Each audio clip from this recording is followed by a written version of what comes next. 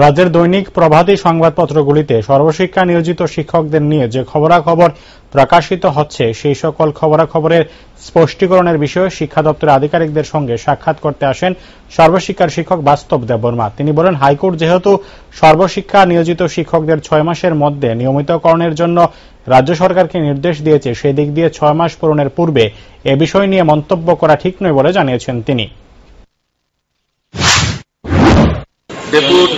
Deputation আমরা পত্রিকাতে দেখার পরে মানে যে কয়েকদিন ধরে যেমন সেনদন বা প্রতিবাদী কলাম বা দৈনিক সংবাদে আমাদের ব্যাপারে অনেক লেখালেখি হয়েছে গত কয়েকদিনে, তো ওটার সম্পর্কে আমরা মানে কি চলছে, আদৌ সত্য কি সত্য মিথ্যা কি, এটা দপ্তরের যে চিন্তাধারাটা কি আমাদের সম্পর্কে, তার জন্য আমরা জানতে এসেছি।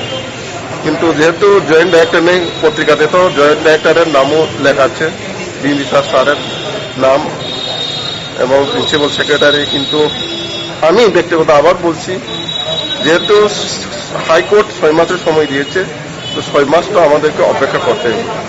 তো 6 মাসের আগে তো কাউকে আমরা মানে দোষারোপ করাটা ঠিক না।